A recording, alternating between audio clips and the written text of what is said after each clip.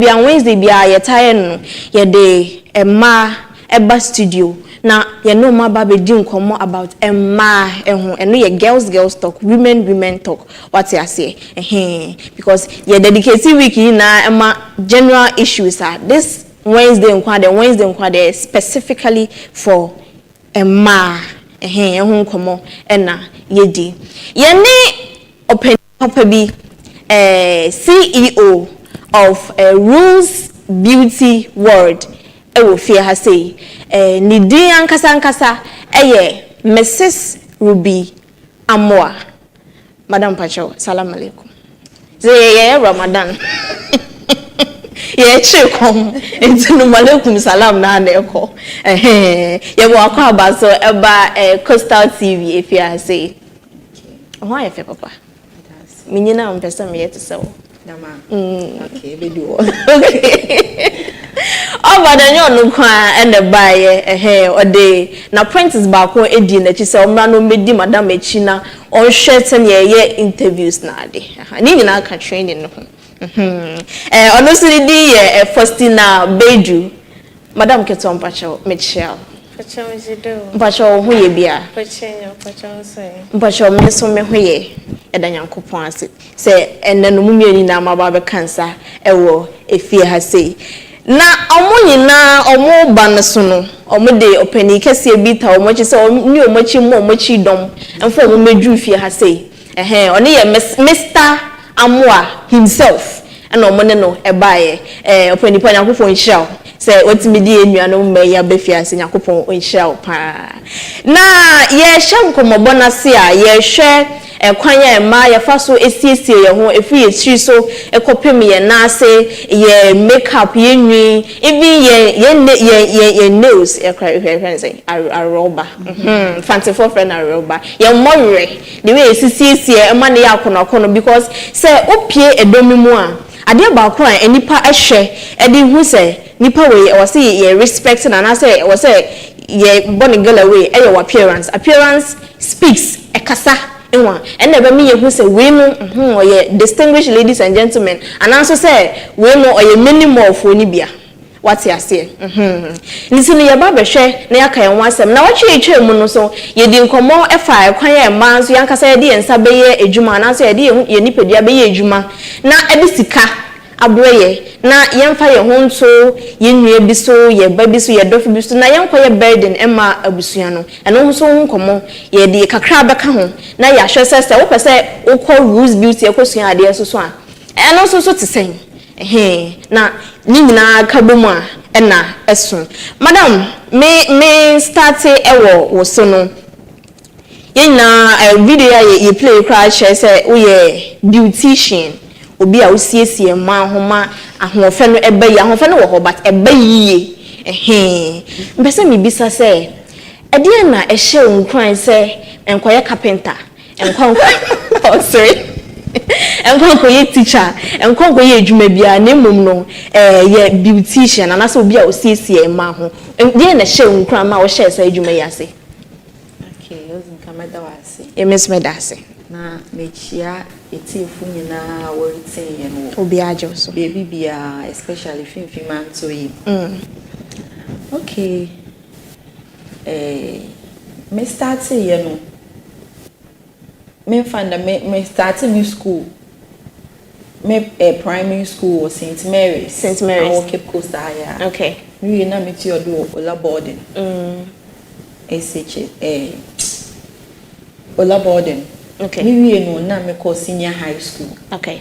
Inti from senior high school no me was senior high school na me no.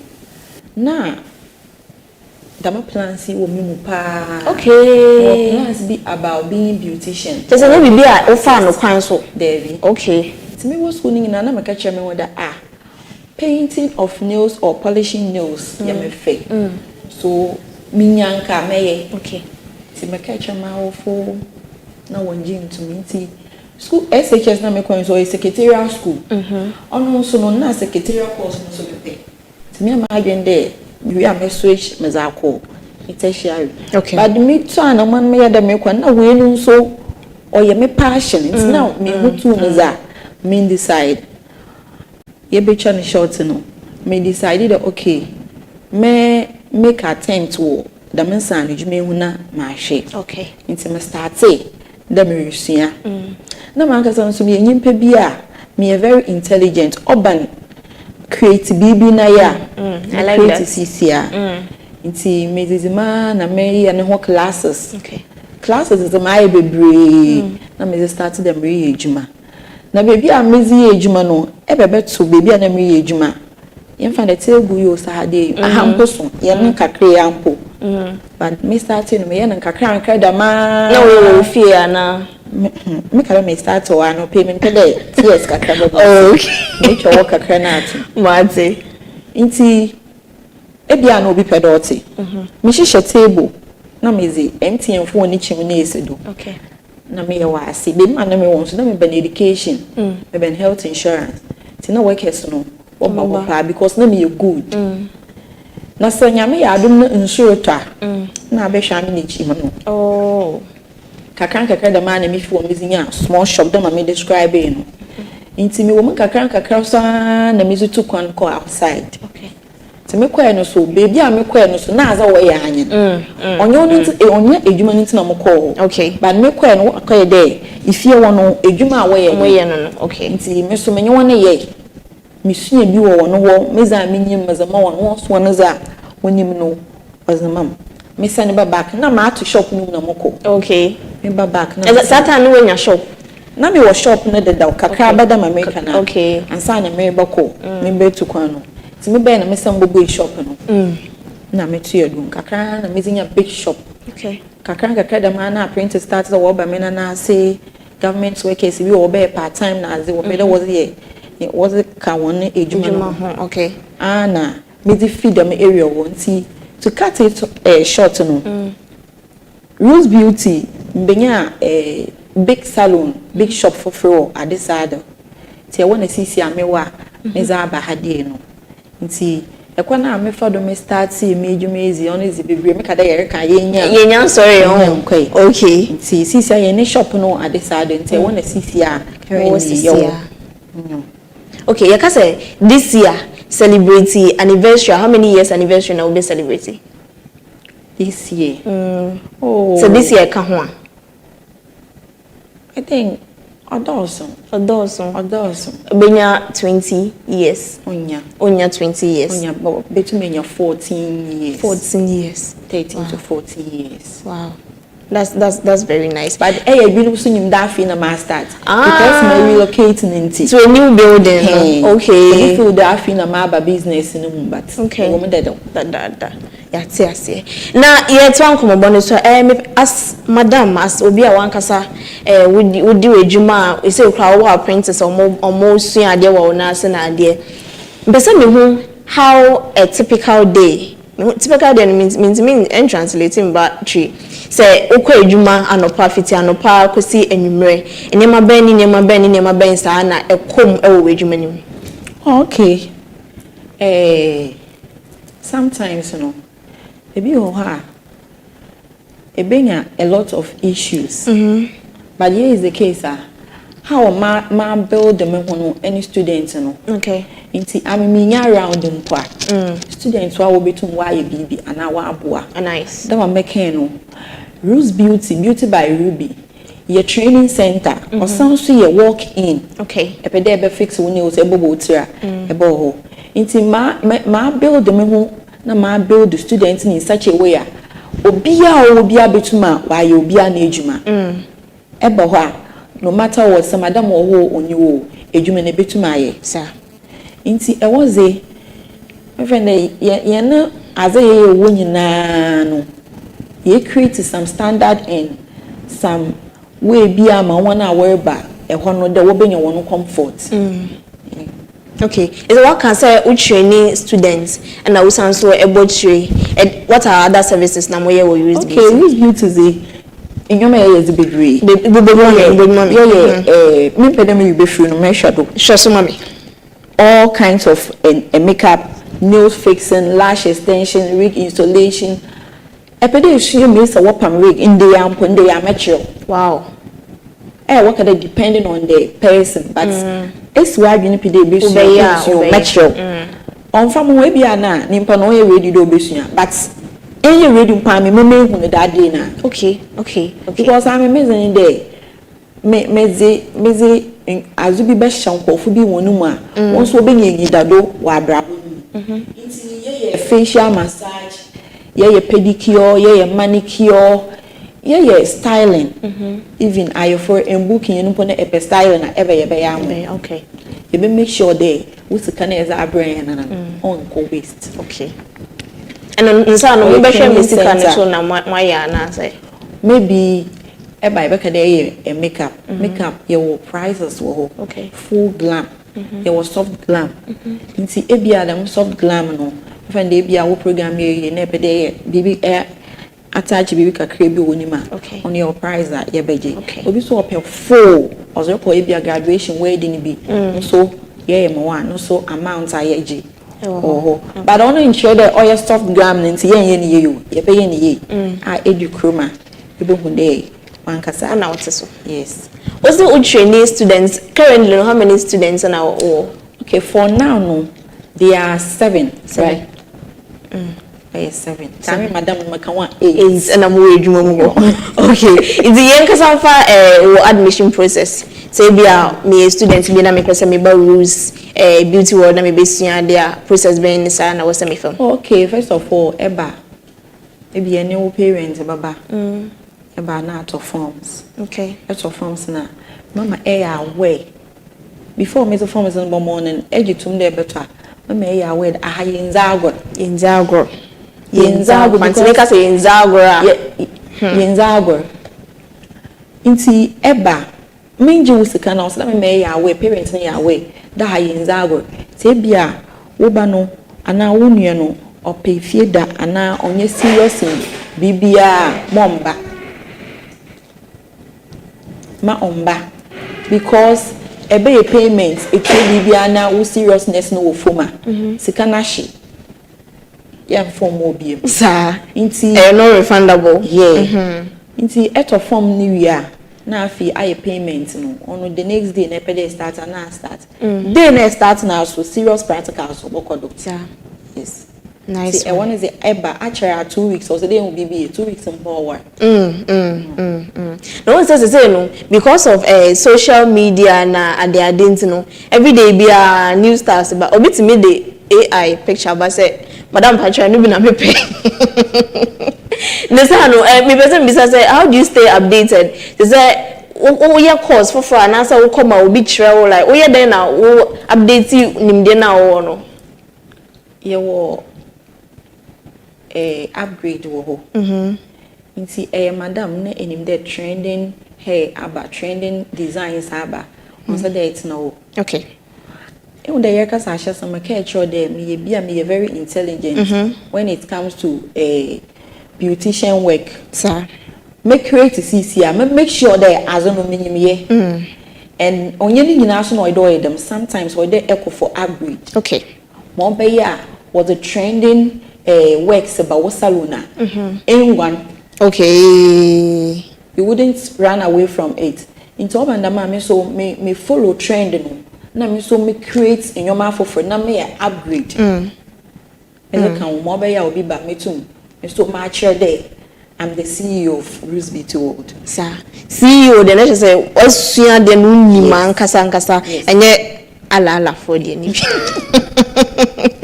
okay yata enkobodo so no minim say wejum ho no a lot of times when your customers different people near or they chronic hair problem bro near or person ni makeup near in such a way but when him say dey so enfata no how do you handle all those situations say obi the problem be bro wo salona how do you handle all that okay for instance ebia obi abedo pedo ye pedicure yeah okay I am for facial massage okay you find the facial massage in the area there were 2 types of skin there were oily skin there were dry skin okay into your machine bia it comes with mirror okay into on any pan badaho na ya so machine no ya connect am na skin no na na face no it's face na oily a machine ba obama ye hu the oil so your dry skin no so a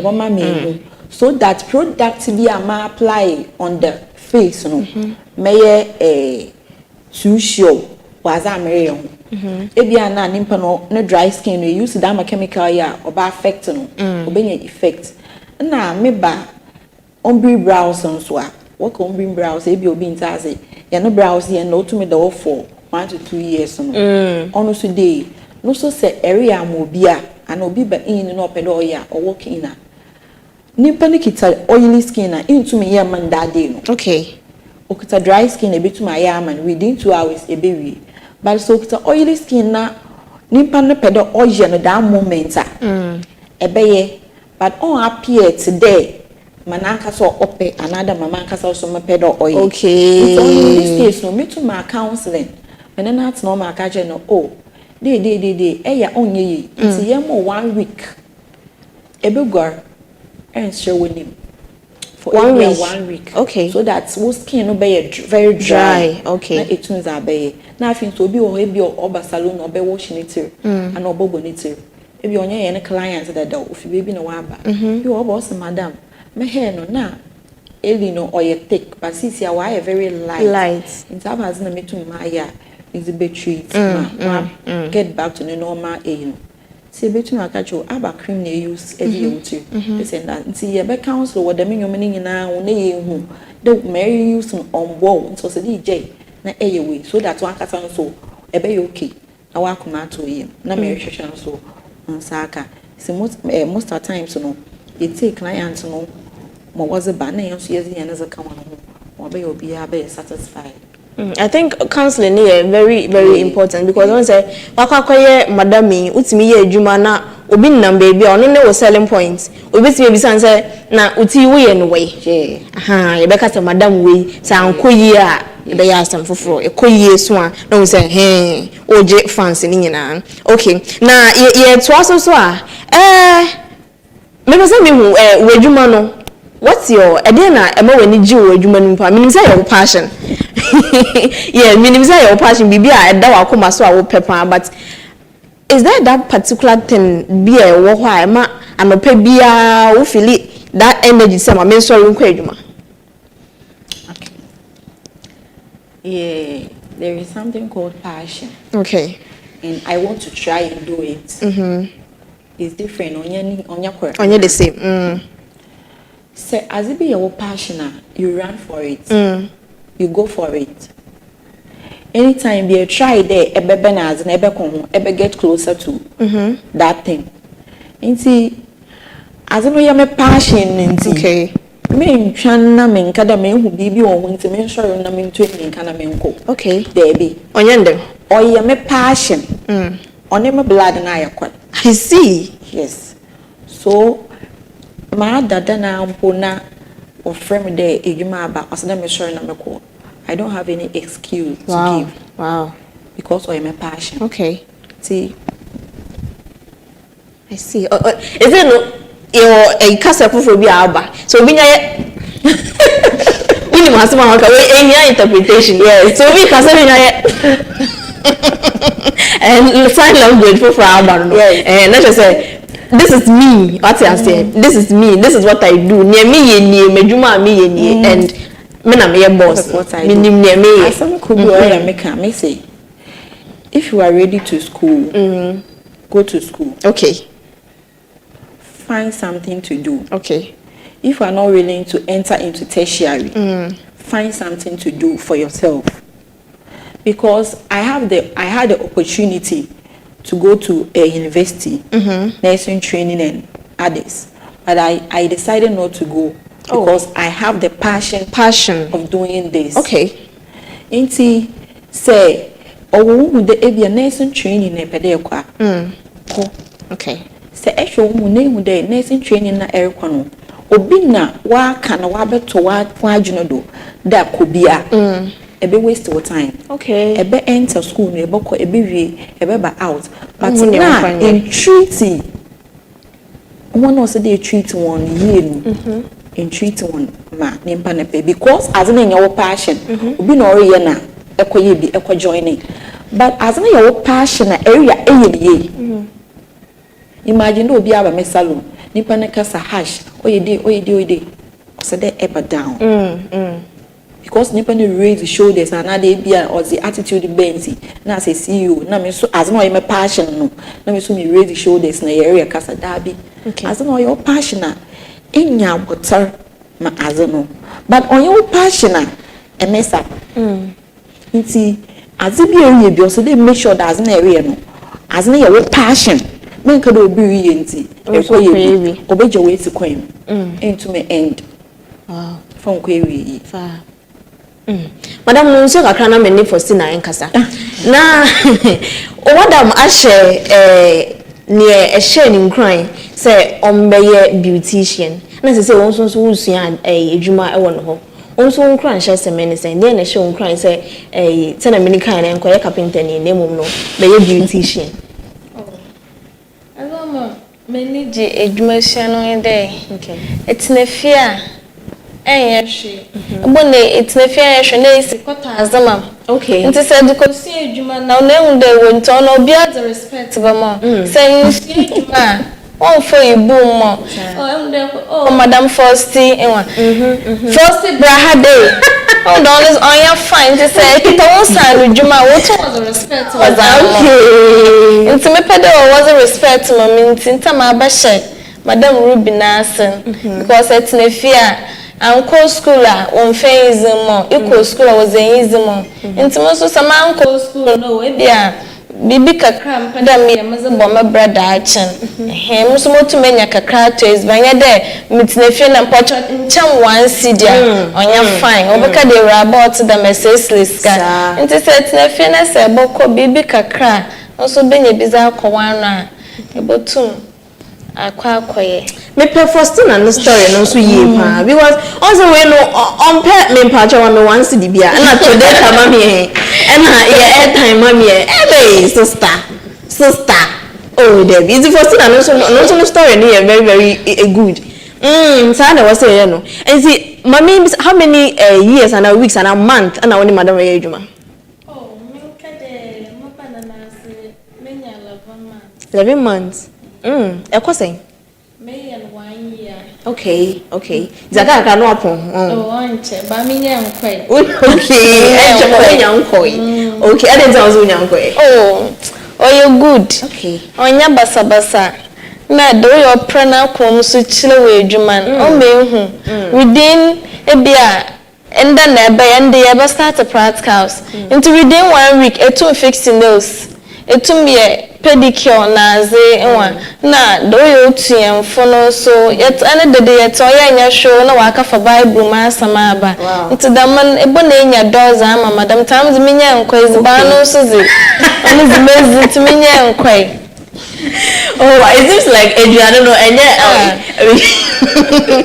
very no why mama wona obeza bazi Ishwe na Elizabeth na ya yeza nti da man enu ametina ho che anke menye video na bi ezmo shop minim nanse nti da man ma eni jansu ba nti to ba bo madam bi pa do ya madam bi treat no nche na weje by madam Ruby ze eba do you na respect so ho a respecter ono zo pyewa sam imbaza ono zo eba for bag because in Baza a chamber for no swaba also mebeye na wants to respect or hopa eba Rose Beauty dear respect na yes sisters so kodo me paucho and or junior or senior paucho pa always or hopa wow see me say madam tia say ne kunya na yin say why kokoti I mean, is it dimpa say ahunya. Again, fese obeya de papa manipa abo dim papa. We ya FAUSTINA can say baby obeko bia better than a balance answer. Madam we need dim papa. And sometimes Anna hey madam phone bi wo ho won near adwuma no mu bi but wow tension out mu say treatment awade ma na apprentice no. So when you say e ka show. Enya kra. Enya kra ba na say baby abefa bia ye mo wadam din da din papa da the bia be for bia madam ni papa apprentice ne ba ya 1 week na wa fa ne ba o se me nya nsua biem aba ne sanso enya de papa na madam member ho last week na me ne ahwefo edi nkomo bi se yakoye obai se ne FAUSTINA kan no entina fie nsrestre 1 cedi ne mu me beye se obi a benya ne nsa no adwuma a ebeboa na ma ono nsonson wonya bibi kakra akona no at least wonya bi etua obi o so light be about me nya bi tua onfa onko to be ma bi so ma onko ye o makalabule entina me pese me bisa o wakoye obai a wankasa wosan eye wadwuma yi sa enkomo no se ye ma emma enya omankasa omunsa no adwuma no odwe ho sen. That's it. Okay. Ejumasuya oye first no na I think the respect in shadanya. At this time around no.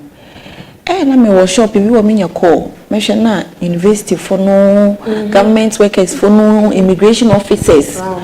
Otu me from madam ocho mpede me besua adwuma, mezika me adwuma na me bi sande ya ba adwuma.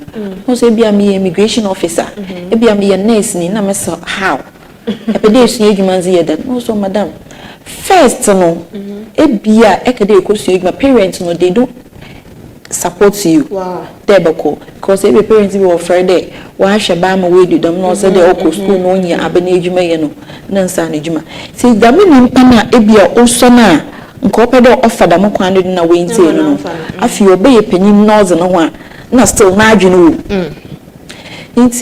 I would like to use this opportunity to encourage each and everyone to find something to do. Okay. Because enim ochina asam.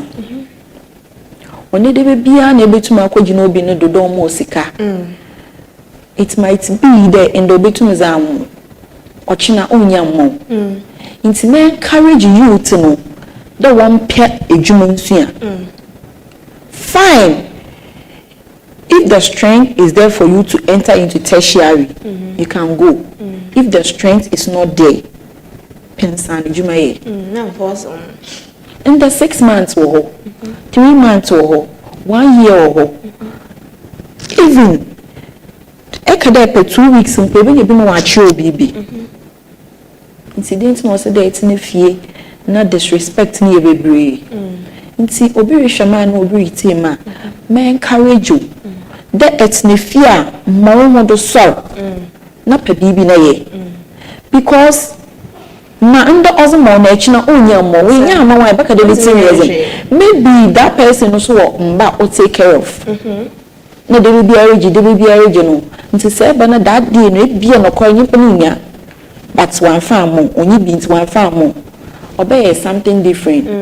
Nti I would like to encourage the youth to find something doing for themselves. Especially one of the SHS na JHS na one to do no what in if you know. Ebekwa mobile money. Mobile money no on you are more affordable. Ebekwa kwat no bi supermarket. A time is coming. Ebegins and need to inform ko be be fefer. Nti ebeye den. But in San Juman Waha, another aqua school in a certificate. Area and you are going to do. But the year is the case that any share you are wasting your time in the house. Into one kaka one shirt. No one pair one dachi. One pair baby more no buyer or chinibi, one quite accessory. Sunday Bay Chinabi, Uncle Sir, once the MOB made you at them. Disrespect for his phoness there will be a MP. Nti bomodena bo homo de ma wo so na ye adwuma sa na madam all can and pay na madam the question back so am pese me bisa adwuma sem ya ye kan ye on say yakwa akoye emani be ba obe wa adwen say obe worry say na me introduce me din kan message na je say no oh yeah the two shall be one. Yes. The two shall be one and so say oh family apart from adwuma na oh yeah no nti me pese me hu oh yeah na oh yeah balancing menini na oh yeah adwuma usan so hwe wabusuan so abra breaks and answer cracks bia enkamu no nti oh yeah ne say okay menim la me madam me was student to take care of. Me was student to take care of. It's also about I have a husband. Nti Once that me the baby. Once that me you slow. Once that me you're very active. Okay. In whatever I'm doing, so that me to my time. On time. Yes. As it be swing you have a skills to make. Okay.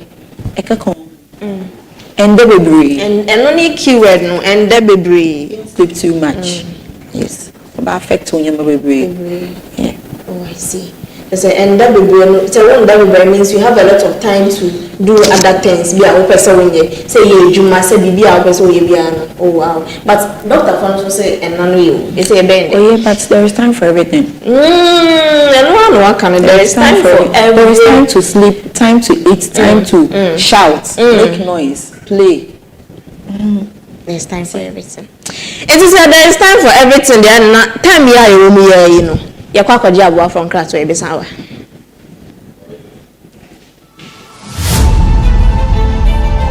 From Mrs. Ruby AMOAH. Mr. T. Archer, Semicad America, Bayer 12 years ago, 18 to 12 years ago. Now, Mr. T. No, Mr. T. Nika crazy. 1 hour name work across a days when you must start Nika crazy. Na ebe shop anu wo ma anya me na adom ndam wa ha maka ebia engines so nyende na me start watcher and nkofo bebre afa me nsem ofra ahade Louis Beauty eko social media friend Beauty by Ruby ebo Louis Beauty and Beauty by Ruby a ebenye hen ye wo adesado opposite Unions Chapel and even asaya hadeya you must be na easy you train students wig making, wig styling, closure installation, frontal installation. As it be offer it you nails, all types of nails, makeups. Yes, the baby wahade, your ombre brows, facial massage, lash extension, bottom so wahade.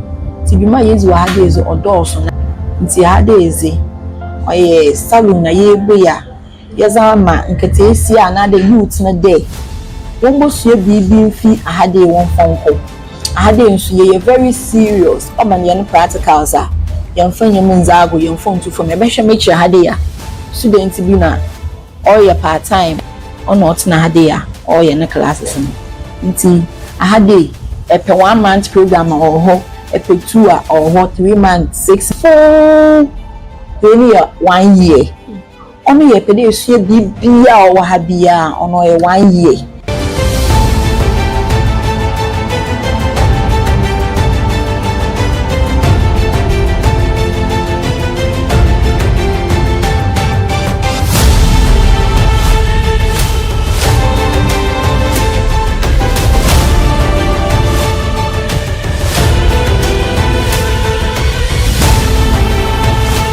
Nakasho from Grace. Nintia mewo Rose Beauty World in a day. Insane Juma do yamo bibia do bese insane Juma. And ban shede manko school another mebusiam won sue Juma another baby davanti en sue Juma insane Juma do yamo bibia on insane baby Rose Beauty World no. Nakasho from FAUSTINA BAIDOO. As a painter more Rose Beauty in day. Pede musia makeup, nails, lash extension, frontal installation, frontal pony, how to do pedicure, how to do washing, how to do braiding. Me pede musia na moze bomobra dache.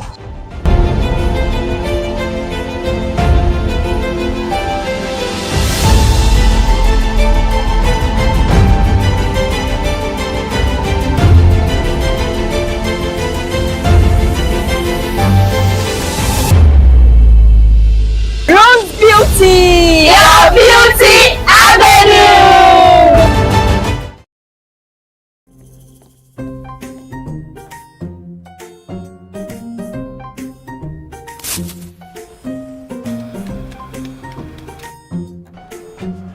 Mido, Ghana Biana. fa jebidi wi aba besu en fita no pa enya se baby she manga shi Junior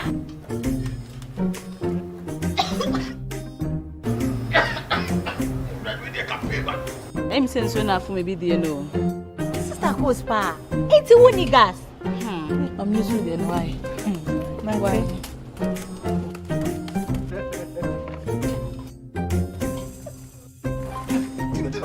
Down yankana wa. Ah, Sister Coast. Use gas.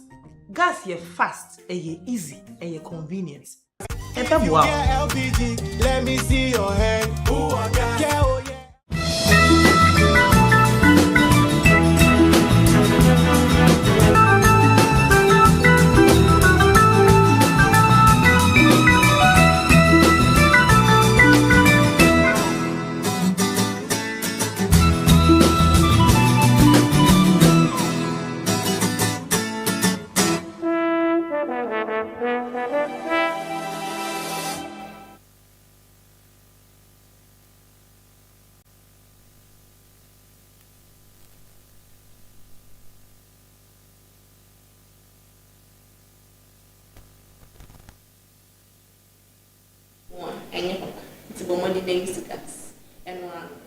Na you so an yes so e dey asida ama the sell gift shop. The sell gift shop. Say the enche. Mr. Oma be kwa kwaje me gift dey agree. Be kwa the sell gift shop. No ma package ni fe. Nice. E dey amami. The sell gift shop. The sell gift shop. Say na mini kan so MPA for so say you see gas na ebeboa o. Yewe so na Mr. Omar Sanso de mako Solace Bar and Restaurants. Ye kodidi na yanom ampensa akonokono bi de agu memini mu na meti enwom papa. Ama me kra ni age. Ewo Solace Bar and Restaurants.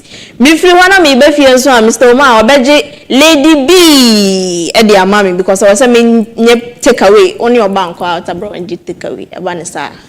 What all mass so. Mekwa akwaji take away ewo Lady B Food Avenue. E dia beje be miensa. Mesa so be fie so na se kom de mia mesa order foforo omo de bebre mi Lady B bomoden na ko na kwaji waduan de kama saa na ye no wiase anope nkomobo na na eguso aye di no ya kan sem bebre se wo ye obai de bomoden na ma ho so hye wo ho den enye bibia na ubetimi akwa bi se obi me se mi bi se obi for niema ba ko mienu na mafere enwa mintimi nkobi nti aba ne saa no a e wo se me bomode na me ye adwuma na ne me hwehwe no enwa me nsa beka enye bibia na obekwa ko bi se obi nti akwa yen so e be bomode amma ye ho so e wo bebia ye te ye fie na yen so enye sika e dia ye bibia no ho nkomo ene ye di no anopei ye ne CEO of Rules Beauty World Mrs. Ruby AMOAH ene edi nkomo a wo kire bebia o start fee ye pa ene wa babedru ha na chese nyankopon kwa na ye di aseda be ma no on se o start fee baby wen fiti prekope ene obedru ne wadru nti so wo sha se enne wo sha se kakra bi a enche nyankopon beto nso pegu so ama aba ye kese ye pa ye ne Madam Ruby akasa bebre na sese no mpesa me ne Apprentice nso ebo nkomo bebre enso eka ho odi kan ka che say 11 months or 1 year no 11 months but onyankoye aka ne ma bebre say madam oya de obo no homoden na niji madam ho ntino obekoso a atina ho mami misa first wo keep ha say ana say wo fi baby foforo na eba me wo keep here wo fi baby nti say what to keep okay nti wo ye keep girl ana me a Cape girl. Oh, okay. Fancy no kwa on kana chese we. Me no mi ni nyina. Just am kwa unye Cape girl. Mami bisa uko any tertiary institution ansa na wo ba Rules Beauty ana. Pachenya. Okay, ubetimi achirem kakra. Mesia ejuma wo coronation hairdresser. By Madam na mesia ejuma wo obotin kotin. Okay. Timoso ejuma cross fine ejuma musia da makeup na nails na and come madam enchen. Okay. Nti no ye hairdressing place for far now wo ansa na wo ba Rose Beauty. Okay. Nti na person me say school kom wako SHS university for ni bia ka ho ansa na wo beju bebe wedru ya na so say stage ben na wo free ya wo call hairdressing aspect no. Oh, mpacho me wie SHS. Okay. Na me say montia do me pensa no djuma. Okay. Nti ahase no na mo meni daddy omo ene o ya adwen ana so say omo so ka say menko. Oh, no ze o ya me choice am pede me make nti on the moko school na ebi azam hwehwen me nya baba betena fie. Okay. Nti no ze me catch on there. Okay. No, omo ti ase se brabe nti omo support you na wo buy. Okay. Nti no nyame ya adom na say madam onti ne hu gye nyame ya adom na o graduate a yen expected then in few ho. Oh. Miss Bay Juma. Okay. Miss Bay Juma because some fine Juma man sha madam nen nyam. Sir. My question Juma na mza bet ne fie. Am so pede me depend wo bi no do. Okay. Nti Miss Bay Juma madachi mo so me tum. Mazaye mi bibi kakanka. Once na me bisa madam say e dey na ya e hye no kran ma no pa bia e motivate no ade ba ko ben na ope wo na dwuma no ho anti anopa bia wonder ne mum okọ adwuma nti ma me bisa won sonson usua ade yi e dey na ade pote ben ana anopa bia e kan say se ma nkọ adwuma ma memme se sa ade we akwa fo madwuana no bien sa na ya e motivate man anopa bia okọ adwuma. Oh.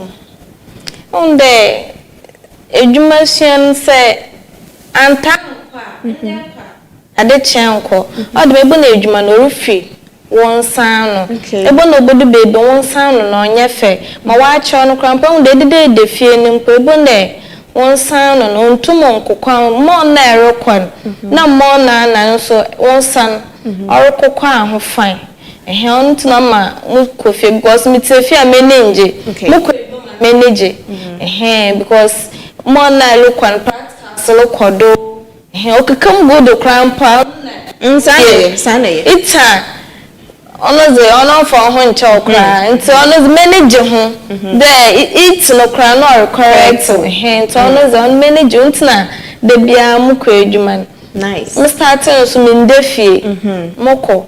Oh yeah, we are good students. You're good. 100 over 100. 100. Perfect. And now what can you say? You say no last year.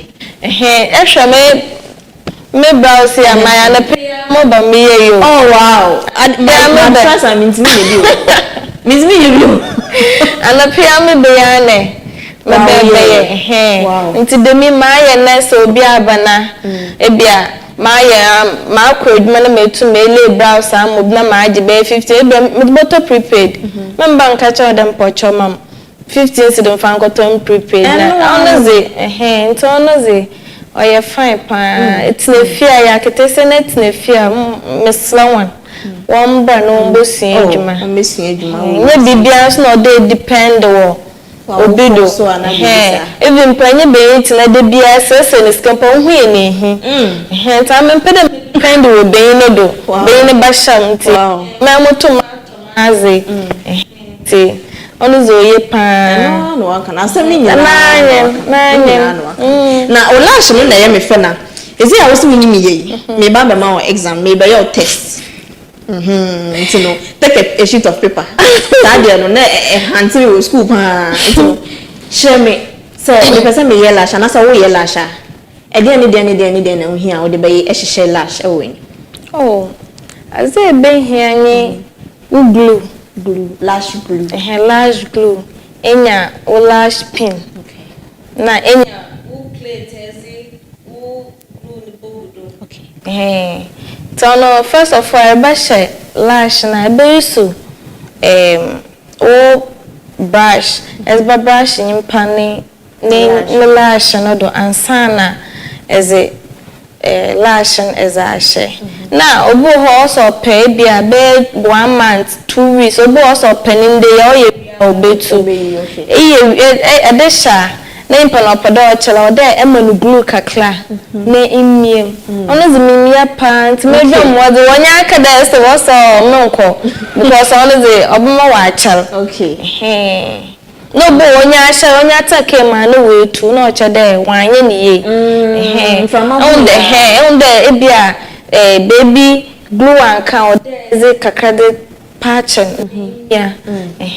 no na emuna achifan mezi me ya na Sunday okay na store that's sure ono da ho asha nice one anyone so me buy na madam de ade white be tali patron lash extension on ye mo da ho na woyen ba ways only one ka say tum igina hwehwem one ka say fix or buy krono age say da ho me ka ade white now odi ye girl nani ase ansana oba be eye patch and eye de adwuma patron there say first of all ba da ho a intum and the whole day na one for there was a baby on there so wala sha glue e be botum aboso wenwa ase intina yaze dam e yade sha ho for safety purposes pachenyo oh why are they mama hwe max no me ma be 7/10 why are I'll pass it just madam actually yeah oh watch am papa oh nice na the way we didn't want dance for the one pass to kan make amount of bag na coffee why are they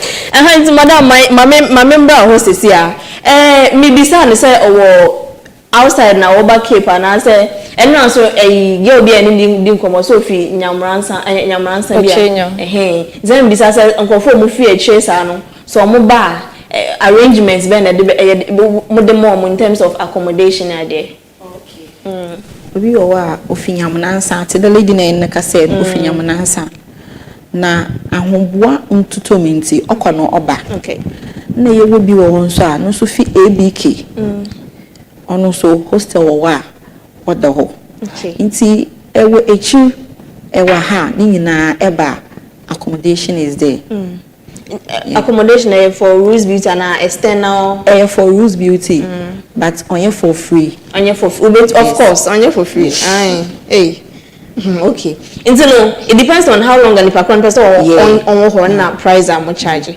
me sure say ebia nimpa na nka so pedo oba ofi baby na oba na oba renti ebia room bia ono so is allowed no problem okay na enche do bewe na me pese me bisa say ye ka corporate social responsibility on say ejuma te say Coastal TV say no etomre bia ye call outside ye donations ema afofro money be free of charge ye enjoy mo hwe ye health screening ya there free of charge man for enti say obi a want to corporate social responsibility na mpese me chire ni ejuma bia wo say wo ye bibisa ema society no e benefit from ejuma wo ye no enti mpese me bisa so say Rose Beauty ma sha say mo ye bibisa ana ocho ya sha sepa mpacho me starting no man na me mo bia hu due to one or two reasons okay. Now me make you many kwasho obi nature okay na oya mam okay but last year December no me senior brother okay na my sister ya kan ye no ho bom na widows ekunafo one wonyi bi one wo friend den wonyi nkofuma won hwe hon dam ti ye bo won kakra etam is ban rice like nyama wo betum was a feed won kakra ye bo hon wodam kon no do ma ehun de ye zenyi je ekwahwe won ehun de wareba no osun face was be but wo fira akono no bia zenyi je esro de da wona no da ma because I'm personally dey mentuma nkwase okay mentuma nkwase me hwe ma nyoma nyina de da na akwem ebe hwam da me hye kitchen wona ye is bana me sweat da ma nyina ye nyankopon no ho do wow so the first stick and so the we anu so be de nti ono ze ya start the year nti obi so a onyi me ye no odo osun ye okay na oboboa okay na say bia obi pese obe sponsor mo na mo nye donations bisa na akwenya wo ho ana always welcome. The person is always welcome. Okay, no problem. Into no last but one question I'm person me bisa. What kind, a whole lot of things that we pay about Wejuma when need joy, passion and all that. Yeah, we face challenges sometimes, Anna. Yes. Oh, really? A lot. A lot. Come back, Copenhagen. For instance, ebia our nimpa na urban client no, you don't know your skin type. Okay. Na aba ebia epede makeup. Na yere amo ebia epede we friend installation yere amo. Ejuma bia your advantage and disadvantage. Inti ebia ebe installation ya zibi your glue na yeze. A sweat pa eba hawajen. Na nipa bi ebe dey be installation na. Ye not na ho ewia ye ka sure the in the yana ya fix only 24 hours. Only hours. Into make sure the sweat nka or can. Okay. Another make sure the info could go pool. Another in could go without the be use the band abo in the fixer. Or today, into or today in your band a kogura as a bahade ne kogura into sunu guda or spreader or boko band and do uncle a glue. Nimpano or whatever catcher and the day no ye. But they be while could you name one and you free no one? No, as they could go without using the band in a catcher. Only the next day, no, I know to my friend phone. Make one lady be last 2 years. On any husband on any bay or friend think of frame of phone us madam what you be knows one number the fix a installation very neat and nice so okay remember in direction no be what to carry but any husband but no what channel mama installation bibia and the glue na me using it was good glue is very good mas yeah man ningo waji hot na we videos so take videos to wall shop when you na okay no Saturday me there sorry me from my phone na me share no one message there as na me here no way to I'm say how what's that na kwade no to nti na opedo try that okada me na my here na me so me ntum na me my husband miss me lady dey me ntum da sazin install here one na kasa one if you want now but start the push question another start there especially so we gina osa or very tighter instant na ye na band na we start to pull ko back into you da me nyina bi wono ko no beba ka chewa nyi de egitum but my man attitude bia na me ka che no ombra okay na me ya mano okay into all bounce onyi no kunu ozo na bay obe na me say oso da na azu no tumutu dam mananka sa pay normal glue yi bi ozaye okay so no kun ka che ndey masaka na kwar so one must add the masaka no da bi or the reason why as no hear them because everyone madam no catch all the day not knowing do ko go pool sister these are the things and these are the challenges you face from customers and clients on kind of be madam ko go pool and I swear to came sure maybe na a title na but here is our question ma ejuma no so you are bringing me down on here the challenges is a baby bi wo a fix me some na e wo the won sapim as a force or lead you to certain way be into what to do we bu another one no some why bibi okay then we an hye ne what ma no why dey no in problem e na kasa no fault on kind of but I me wa kwaye na ejuma o sanya me passion but also me the CEO I mean from 2014 up to now meaning ups and downs are over it before one can say abe ejuma we na akona baby mini merba ka chem nteba ma ka mo down madam obanan yende eya emotion ni nimpa no result show na afio ntuma nka na asam nti eya sometimes abotar oye tina mezi nka nken no azibi eye bia make sure that oye passion nimpa no oba eni benya kasa on sanu recommend one more bibio elus one a customer elus bebre mpo ono so bokwa akaka achiro bi tama nti challenges ze ebi ho be pedicure wa obaka do wa kwaye bi wo baby ma blade etwam dance me for blade nkan na skin no yes ebi wo an ente na asam na ezeka BBC pe wakada awa it's a challenge no bebre if you were be pedicure one day man or some number kwakositi be even 2-3 days sometimes you go feel get a hard skin the mo kof no nche no or you pedicure obaka cho da anye obi wo a treating mekai some guy be was in the disco campus wo be hey pedicure no yeze ya for so many hours yehu is this a bia mbai azo so mo so dey bia yae nti me counseling one day on a master no in bende also do in every 2 weeks another 3 weeks bia okay one bed oh nti challenges is no bebre wow see madam Zia was dey nya abotar da menyama no mo be ya on for ozin one unko sa obi aka na asem say asem nya abotre na asem so ba nipa no ene ye de beka ye mfa sika ntwa mani enye yi yes ye de madam ba de na kwa agency mu na che say customer beko obeka aka che nkofo so by all means obeka so me kwa madam we ye mi see o say the need order away to how come there be installation never done no way to so children you know husband na or you na be feel do no wife in ton kind of choir nka me ye basa from that moment up to now ka as no behind him children man ye ni nti afi ne lady na wa afere chimpo an ye ni ye o na okwe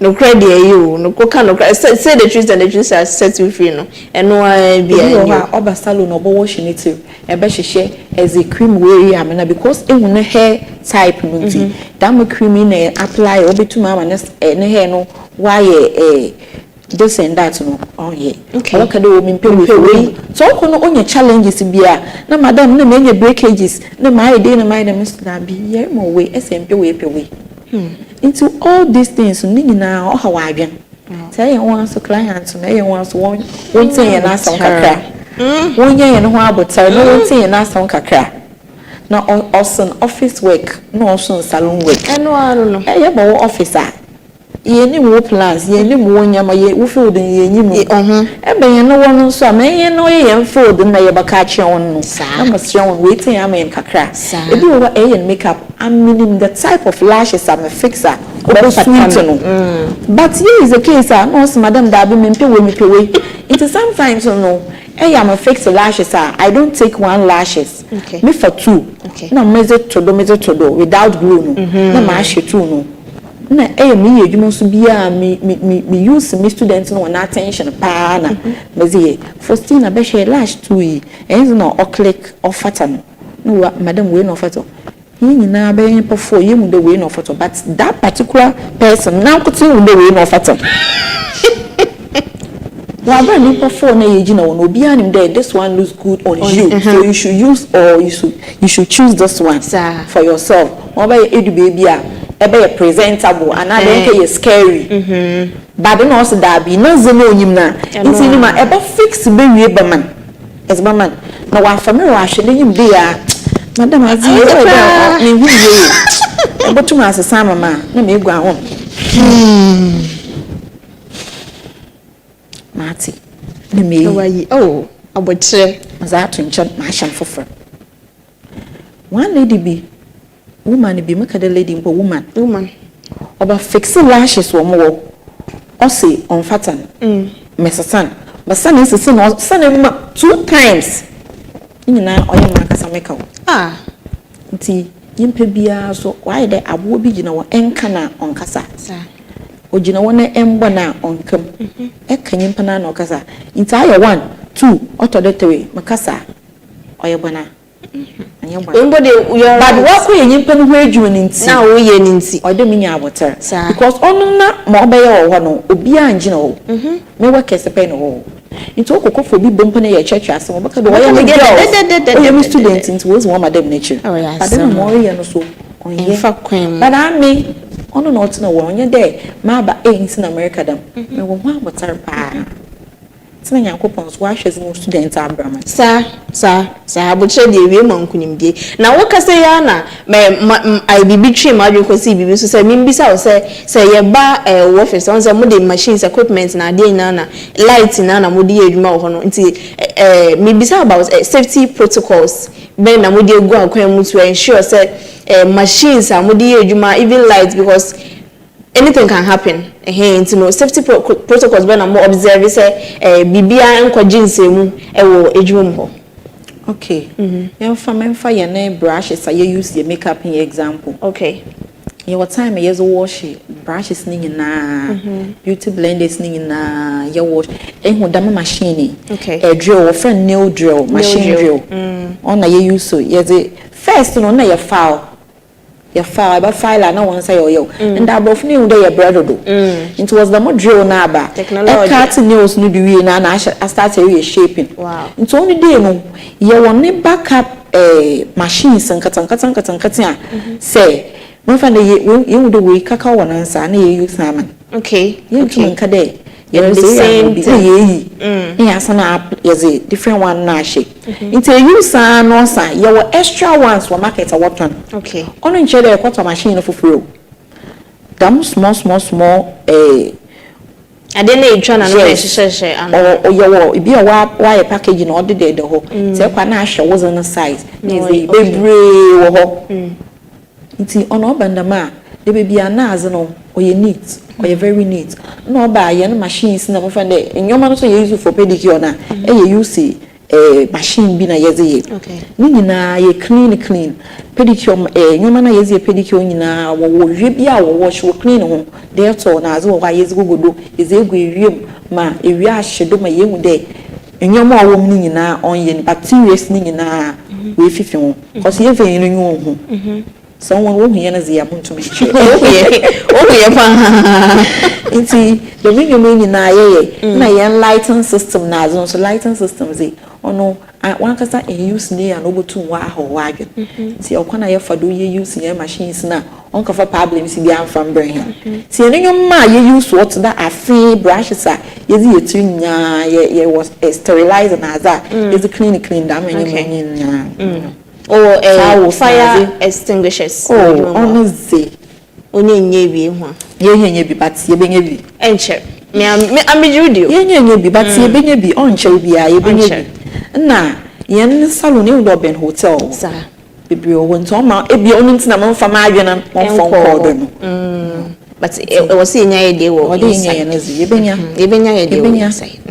Now, what about sharp objects, scissors, na blade, na how do you keep them in because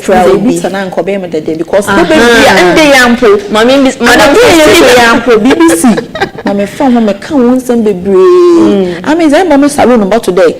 Scissors the whole just like that. Blade be all open, naked the whole. Because clients be baba be a what's neighbor do then say the table the blade over to make sir obi no baba ho find a man ka make it benyim baka kraba blade the wire fraba onye knowledge be about azina nan say akoto na we so me I was saying do oil sharp eye dey na obetu wetwo ebia onyama ba no ebia obi no reba salon no ozina ba e won so mo fra ma ba ho obe yin woni tire from 6 years going. Na afraid be the man no bet na it able chair do na blade the one na scissors the one pin be the one wa na although the parents in back do it's okay it's fine but within obey hate see the man na see and ba one about the way that always be an way neat. Nice one and come on in more the pa just say ya kwa kodu ehie hu say Rules beauty and Casano, a beauty. The beauty is beauty. Inside your mokan or internet. The beauty is beauty at Rules beauty. Bars. And see, ye babe pon ye, Mema Mummy no Akonya. Pese Mutu for mommy. Say, Ebia, is there a matina and Pese Media Juma or Costa TV? I mean, basically, I dare. And I mean, be beautician a Juma. Assemble na mo be kan share nkrophobia or etesa on person mo start beautician ejuma no wo be kan de wi ana madam Faustina ma me start wo first san se penyi ka se wi ana obi akwa akwatena ase ese penyi dwari wi ana nsu asa nti madam Faustina wo share se first wi ana madam so de ne de atwa to na ya kon bibi kaka mo kinde etnefia mkena etnefia asesre na no nti yempede obibogu yeneni maase no obeka de dam sisters of process lama onoze pocho no ye nurse ya eba ye bejo eye police ya eba ye bejo immigration ya eba ye bejo mo hian de ye ba more time ebia of the bia neza aba Saturday another Monday no mo coroneza aba bibia enye president krampa eba ye bejo nti mempede me youths wobesa shaze another was indomie 55 cedi was that dan na ye nyinse na enle dam henteba ye bejo fe yenye wadjenje yenye obasa so be mo wenyu age ntimesre minuanom ye beyin krampa ba ye bejo nti mesre minuanom na wotetifie won ha won maame on top pressure mo hon won fon boto edwum na wo su kita won sanu dwuma zo bia nyi obotuma age fi nse nti mesre de wo baba na wo bosie edwuma na wazabo wana brother achi that's it Madam Faustina otu ye for papa enko madam so ho na on can last words of encouragement will be our person on starting beautician ejuma the CEO of Rose Beauty World Yakobrofo I the CEO of of Rose Beauty World would like to encourage each and everyone out there to join our team to acquire something for yourself because esuye ejuma eye oye nso se de ebon ho mbozan na eye bibi me nka de emba me wa bramo because I'm the best clock it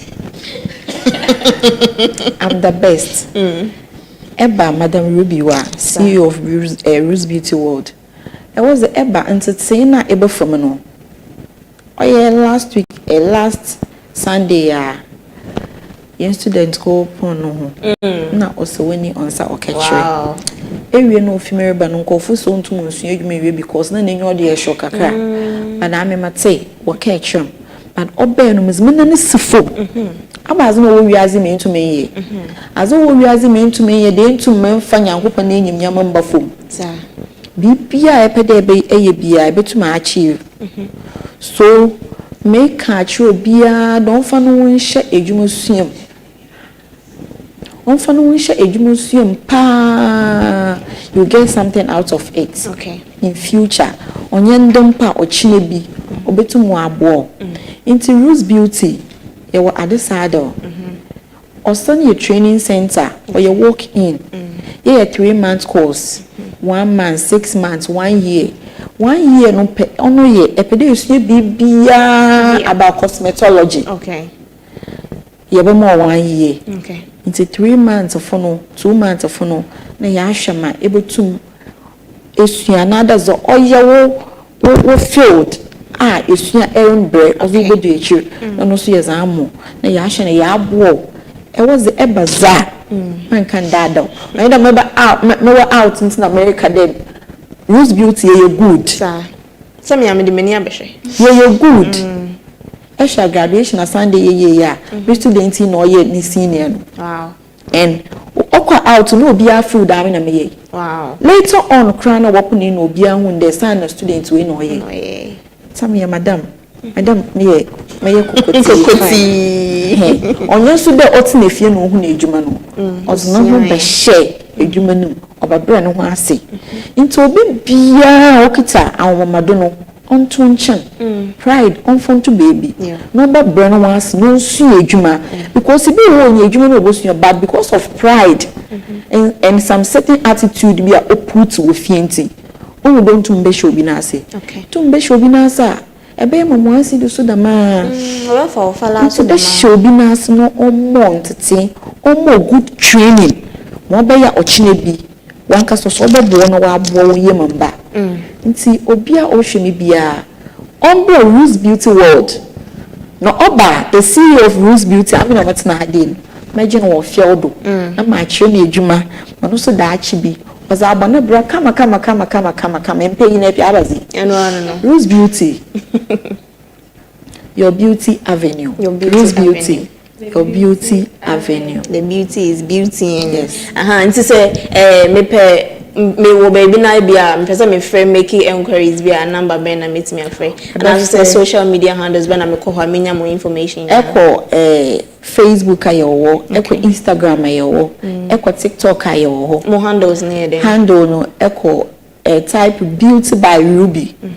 Eko Facebook Rose Beauty and now Rose Glitz. Ebenya eko Instagram Rose Glitz ebe homo ho epe number so ebe free na enyima twetwe nkoma ansa na aba oye 0246 484590 nyambo cha yi ni makoma 0246 0246 48 4590 and now so 0249 25 7391 0249 25 7391 Rose Beauty, your beauty avenue. Na me say your beauty is beauty. Yes. When your apprentice back home, my boss back so about how baby suya there. That man, so I'm more expecting again. Yeah, but this time around, you're a guy, so no. A guy, cause I can't as no what power, but I mean, him say. They are shy, I don't know. I said, oh, my dream, you almost say, you may see to say a beautician, dear, mad, dear, but sadly, guys, so we book one more than yes, sir. I quite say, Bema, even my husband, matching me, what fix a wig. Wow, what style a wig. Wow, yes. There was a time, maybe, me apprentice, now, cause there will be Juma, one back as time. Into now Rick so about style and about be brave. Eh. Na some husband in me ya. Oh, Mr. Monya Michelle. Into me be no show you be sir. Since that time I was to know. I start me and how to fix it. Me gonna start in ever now my chair now. Me you the door in my husband. Are you wait? No so me obey you. Me say je I will never hold one my chair with you may but is gonna make you more yode. On your day. Nti eya wo partner so nyim bibi ye fa wedwuma no wa eya oboa oye sisi ade maybe a okita me too so me zi edwuma no ka de my husband pocho ebetu me yiwe ya mama no bozi na obe ya bro is that my husband for me? Yes.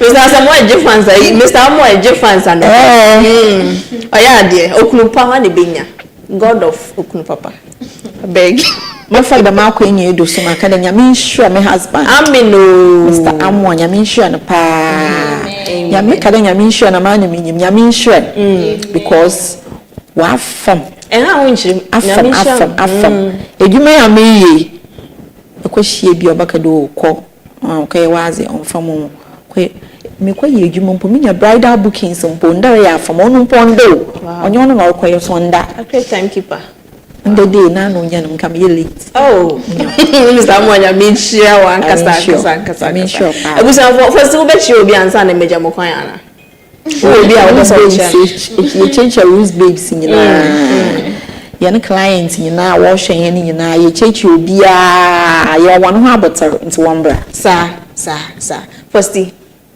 onje obi a oh oncha me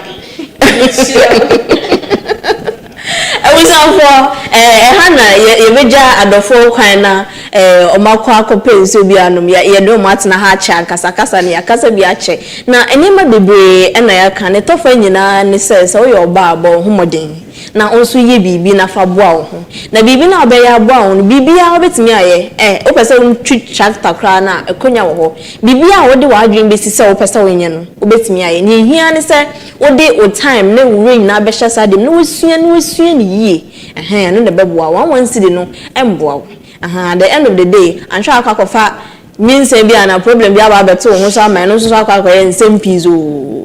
Hence, but more day now, Bibi a we be on the farm, wish him, na ye, say no, Madame Ruby or ye Madame on her own. Bibi or person ye be obese me aye. Te ufi say a juma no say nipa tre kwampo ebe be ye juma that day numpo na ebe be just service for that day numpo na e sika enwa on tina fie just like that and ne to credit ma me to airtime ma me to ne keka ka ho me bia ma me ni nyina beboa ebe ma enso yesi yie ewo yesika sem be koyie ama ni nyina so aboa ye se ne wadi nka aka no opese wonsua na adwuma na wo ye ni bia beauty na adwuma ni bia na ode ni information atodwa no bo modern na kɔ ne nkyɛn na obɛkyerɛ kama se na wɔkyerɛ fosi ase sei fosi na nti ne ho gyayi bo modern na so tutu anamo na kɔ ho na bibia abɛtɔ na akwan mu fɛfɛɛfɛ se ne yesie yɛntwa yɛ ho mbra yɛnkɔgye aboafo nkrato na yɛngya adofo kwan yɛbɛsan abasesia From Mrs. Ruby AMOAH. Mr. Archer, Semikada America, by 12 years ago, 13 to 12 years ago. Now, Mr.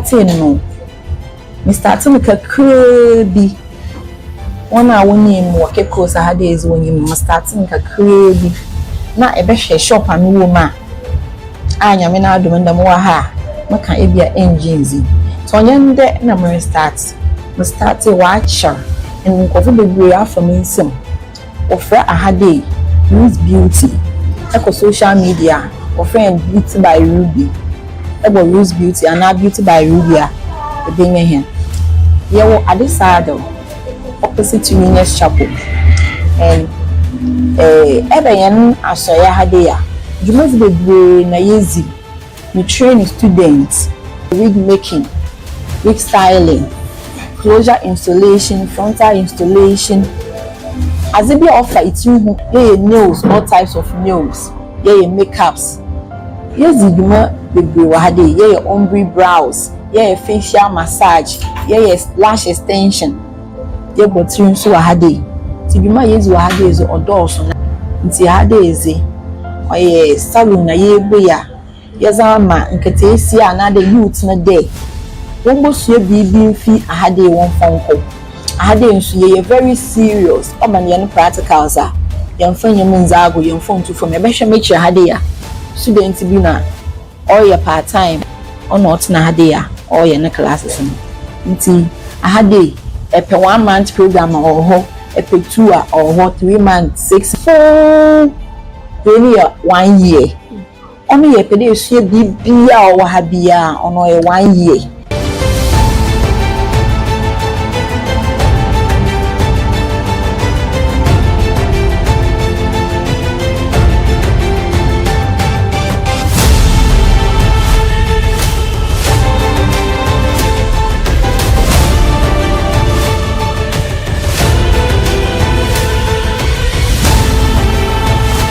Nakasho from Grace.